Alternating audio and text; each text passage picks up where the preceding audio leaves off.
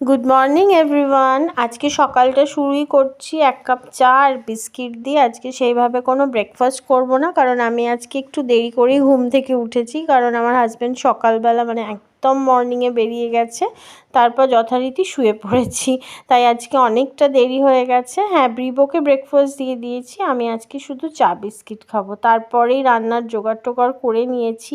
এখানে পালং শাক আর মেথির শাকটা ধুয়ে ছাড়িয়ে রেখেছি। ডিনারে আজকে পালং পনির হবে, ওই জন্য পুরো রেডি করে রেখেছি। বাছাবাছির ব্যাপার থাকে তো।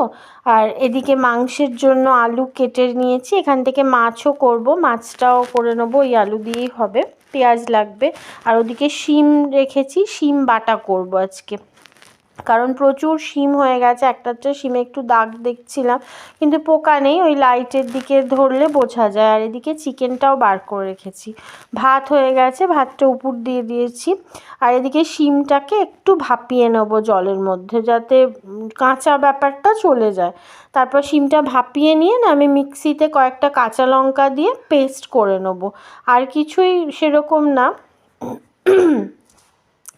তো সেটা বেটে নেওয়া, অনেকে এর মধ্যে রসুনও দেয় আর কি, বাট আমি এখানে রসুনটা দিচ্ছি না, আমি একদম ফোড়নেই রসুন দেব। একটু ভালোভাবে বেটে নিতে হবে, শিম যেহেতু পুরোটাই বাটার ওপর ডিপেন্ড করে, তো এখানে আমি বেটে নিয়ে রেডি করব ফার্স্টে। তারপরে কড়াইতে সর্ষের তেল দেবো, আর এটা সর্ষের তেলেই হবে, কারণ বাটাবাটি তো একটা সর্ষের তেলটা ভালো লাগে, আর একটু তেলের পরিমাণটা বেশিই লাগবে, কারণ পুরো শুকনো হবে, তেলে ভাজা ভাজা হয়ে যাবে যেহেতু। তো এখানে তেলের মধ্যে অনেকটা কালো জিরে ফোড়ন দিয়েছি, কারণ কালো জিরে আর রসুনেরই ফ্লেভারটা এখানে আসবে, কারণ শিমের তো আলাদা করে কোনো টেস্ট গন্ধ সেইভাবে থাকে না। হ্যাঁ, ভালো লাগে, যে কোনো সবজির মধ্যে দিলে শিমটা বেশ ভালো লাগে। শুকনো লঙ্কা দিলাম, তারপরে বেশ খানিকটা রসুন বাটা দিয়ে দিলাম। এবার রসুন বাটাটা একটু তেলের মধ্যে কালো জিরে শুকনো লঙ্কা দিয়ে ভাজা ভাজা হবে, আর ওই বাটার সময় আমি যেটুকু কাঁচা লঙ্কা দিয়েছিলাম, তার জন্য আমি পরে আর সেইভাবে একটু জাস্ট চেরা কাঁচা লঙ্কা দিয়েছিলাম। তো একটু রসুনটা ভাজা ভাজা হয়ে যেতে আমি শিম বাটাটা দিয়ে দেবো। প্রথমে একটু লিকুইড মনে হবে, যে অনেকটা হয়ে গেছে, একটু পাতলা লাগছে, কিন্তু এটা পুরো শুকনো হয়ে যাবে, শুকনো হয়ে গিয়ে একদম দলার মতো একটা হয়ে যাবে। তো সেই অবধি আমাকে এটা নেড়ে যেতে হবে, আর গ্যাসটা একটু বাড়ানো একটু কমানো এইভাবে করতে হবে। প্রথম চোটে একটু বাড়িয়ে নিলে হয়তো একটু ছিটকায়, ফুটে ওঠে যেহেতু, কিন্তু তারপরে এটাকে সিম করে দিলে একদম শুকিয়ে যাবে। আমি একটু হলুদ গুঁড়ো দেবো, নুন দেবো, আর চিনিটা নামানোর আগে দেব। তো ততক্ষণ অবধি ভালোভাবে নেড়েই যেতে হবে, এটা একটু সময় সাপেক্ষ, কারণ যতক্ষণ না জলটা শুকাচ্ছে। তো আমি ওদিকে ওটা বসিয়ে ঢাকা দিয়ে দিয়েছিলাম, আর এদিকে আমি কড়াইতে মাছটা ভেজে নিচ্ছি। মাছটা ভাজা হলে, আর মাংস তো প্রেসারে হবে, তাই সেটা তাড়াতাড়ি হয়ে যায়। তো এই দেখুন, এই স্টেজে এসছে শিম বাটাটা, তখন খুব ভালোভাবে নেড়ে যেতে হবে, যতটা নাড়া হবে, নাহলে আবার লেগে যাওয়ার সম্ভাবনা থাকে। কারণ একটু গ্যাসটা বাড়াতে হয়, কমিয়ে রাখার ফলে যে শিমের কাঁচাটে ব্যাপারটা চলে যাবে, তারপরে একটু গ্যাসটা বাড়িয়ে ভালো করে নাড়তে হবে। তো মাছটা ভাজা হয়ে গেছে, এখানে পেঁয়াজ টমেটো আলু একটু ভাজা ভাজা করছি। তো এইরকম হয়েছে শিম বাটাটা, এখনও একটু হবে। তারপরে ওদিকে মাছটা ভেজে তুলে রেখেছি, এখানে একটুখানি ভালো করে ভাজা ভাজা হয়ে গেলে আমি এর মধ্যে একটু রসুন বাটাও দেবো, তাতে কি হবে, মাছের ব্যাপারটা ভালোই হয়। তো এখানে দুটো প্রেশার বসে গেছে, একটাতে চিকেন হয়ে গেছে আর একটাই বিঙ্গোর চিকেন, আর এদিকে শিম বাটা আর মাছের একটু কষা কষা মতো করে নিয়েছি। তো লাঞ্চ মোটামুটি প্রিপেয়ার, তো এবার খেলেই হলো। লাঞ্চের পরে সোজা চলে এসেছি ডিনারে, মাঝখানে আর সেরকম কোনো কাজকর্ম কিছু ছিল না। আর ওই যে সকালে পালং শাক আর মেথি শাকটা বেছে রেখেছিলাম, সেটা একটু জলে ভাপিয়ে নিয়ে আমি পেস্ট করে নিয়েছি, আর এদিকে পনিরটা রেখেছি, পেঁয়াজও কেটে নিয়েছি। আর পালং পনিরের জন্য আদা রসুন বাটা তো মাস্ট, সেটা তো লাগছেই।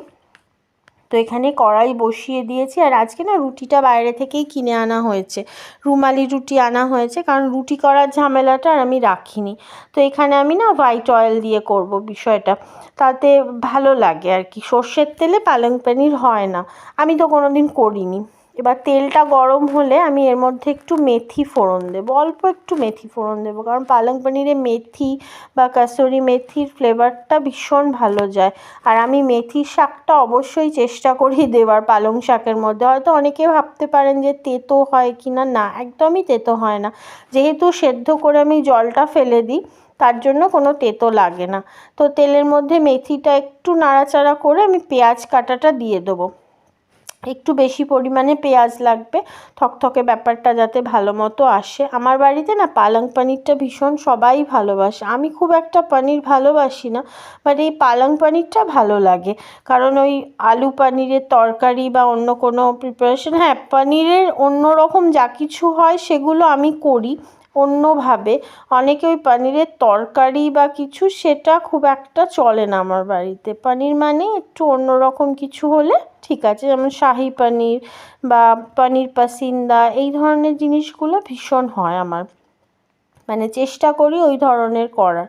তো এখানে পেঁয়াজটা, আর শীতকালে তো পালং পনির যে অনেকবার হয় একদমই সেটা বলবো না, একবার দুবার হয়, কিন্তু যখনই হয় পালং পনিরটাই হয়। তো এখানে পেঁয়াজটা একটু ভাজা ভাজা হয়ে গেলে এর মধ্যে যা কিছু মশলা, মানে আদা রসুন বাটা মেনলি, সেটা দিয়ে দেবো। দেওয়ার পর একটু কষিয়ে নেবো, কাঁচা গন্ধটা চলে যাওয়ার পরে বাকি যেটুকু মশলাপাতি সেগুলো দেওয়ার। বিরাট কিছু মশলা আমি ইউজ করি না, অনেকে জিরে ধনে গুঁড়ো দেয়, বাট আমি ওই ধরনের কোনো কিছুই দিই না। জাস্ট এটাই ভালো আমার কাছে রান্নার, যে কোনো ভালো রান্নার মেন ইনগ্রিডিয়েন্টসই হচ্ছে রসুন বাটা, সেটা থাকলেই সব কিছু মনে হয় আলাদা একটা টেস্ট চলে আসে।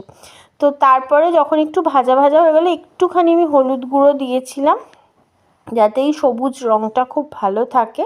তো তারপরে এবার আমি শাকের পেস্টটা দিয়ে দেবো, দিয়ে ভালো করে একটু নাড়ানাড়ি করব। যেহেতু ভাপিয়ে নিয়েছিলাম তাই কাঁচা গন্ধটা সেইভাবে থাকে না, কিন্তু তাও মশলার সাথে ফ্লেভারটাকে এনহ্যান্স করানোর জন্য তো একটু কষতেই হয়।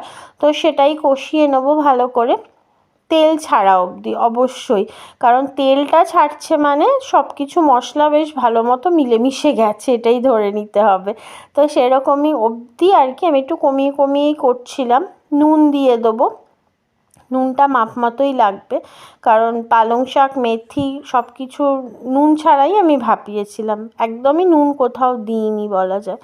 তো সেই মাপটা দিয়ে আরেকবার ভালো করে একটু ফুটতে দেবো, মানে আমি গ্যাসটা কমিয়ে কমিয়েই করছি, কারণ তাতে কি হয় যে আরেকটুখানি আমি হলুদ গুঁড়ো দিলাম, মনে হলো যেন রঙটা ঠিকঠাক আসছে না, পেঁয়াজ ভাজার সময় একদম কম দিয়েছিলাম, তো আরেকটুখানি দিলাম, তাতে বেশ ভালো রঙটা এলো। হলুদটা দিতে আমাদের একটু ভয় ভয় লাগে, বেশি হয়ে গেলে তখন আবার মুশকিল হয়ে যায়, তাই না? আমার তো মনে হয়। তো সেই কারণে আমি একটু কম কম দিয়েই চেষ্টা করি আর কি। তো আরেকবার ওই জন্য একটুখানি দিলাম। তো তারপরে একটু ফুটছিল, মোটামুটি যখন আরও ভালো মতো কালচে একটা কালার এসে যায়, তেলটা ছেড়ে যায়, সেই জায়গায় পনিরটা দিই। আমি কিন্তু পনির কোনোভাবেই ভাজি না, যে কোনো প্রিপারেশনেই আমি পনির ভেজে করি না, পুরোটাই এরকম কাঁচা। আর একটু ক্রিম পনিরটা হলে বেশি টেস্ট হয়। তো এইটা দিলে কি হয়, পুরো বিষয়টাই পনিরের মধ্যে ঢুকে যায়, আর আলাদা করে ভাজার পরে যেটা শক্ত শক্ত ব্যাপার এসে যায় সেটা হয় না, কারণ এই ফ্লেভারটাই পনিরের মধ্যে ঢুকবে, আর পনিরের যে আলাদা টেস্টটা সেটা এটার মধ্যে চলে আসে। তো সেই কারণে আমি সব রান্নাতেই কাঁচা পনিরটাই দেওয়ার চেষ্টা করি। তো আর কিছুই না, এবার এটা একটু ফুটবে। পালং পনির অনেকে অনেক রকম মেথডে করে, আমি এই মেথডটা অ্যাপ্লাই করি। তো এবারে আমি এখানে বিঙ্গো চেঁচাচ্ছে, হ্যাঁ একটু কাসুরি মেথি অ্যাড করব, ওই যে বললাম মেথির ফ্লেভারটা এখানে খুব ভালো যায়। তো কাসুরি মেথিটা দিয়ে একটুখানি রেখে আমি নামিয়ে দেবো। আমি ঘি বা বাটার কিছু দিইনি, একটু ইগনোর করবেন। হ্যাঁ বিঙ্গো আছে তো আমার, ও মাঝে মধ্যে চেঁচিয়ে উঠবেই, আমি একটু ভয়েস ওভার দিচ্ছি তো কোনো বাইরে আওয়াজ পেলেই ও চেঁচায়। তো এখানে কাসুরি মেথিটা দিয়ে আমি একটুখানি রাখবো, রেখে এবার একটু চিনি দেবো ওপর থেকে অল্প, ওই যে কোনো রান্না একটু চিনি না দিলে আমাদের হয় না আর কি, মনে হয় নুনের খাটটা যাচ্ছে না। তো সেটা দিয়ে আর একটু গরম মশলা ছড়িয়ে দিচ্ছি, একটু রাখবো, রেখে নামিয়ে দেবো, তাহলেই হয়ে গেল আমার পালং পনির এখানে। তো একটু নাড়ানাড়ি করব আমি এখানে। হ্যাঁ, যেটা বলছিলাম, ঘি বা বাটার কোনোটাই দিচ্ছি না, কারণ এমনি একটু রিচ হয়ে গেছে, আলাদা করে ঘি বা মাখন দেওয়ার দরকার নেই, কারণ যতটা রিচনেস কমানো যায়, তাই না? তো এখানে আমার খুব ভালো ডিনার প্রিপারেশন প্রায় ডান। এই যে এখানে রেখেছি রুমালি রুটি আর পালং পনির। আজকে চা বিস্কিট দিয়ে শুরু হয়েছিল, পালং পনির আর রুমালি রুটি দিয়ে শেষ করছি। আজকে এতটাই, দেখা হচ্ছে নেক্সট ব্লগে। ততক্ষণ অবধি সবাই খুব ভালো থাকবেন। আর হ্যাঁ, আমার চ্যানেলটাকে অবশ্যই সাবস্ক্রাইব করবেন, ভিডিওটা ভালো লাগলে লাইক করবেন। আমার মেয়ে এসে আমার সাথে বকবক করছিল। আর এখানে এতটাই। ওকে, টাটা।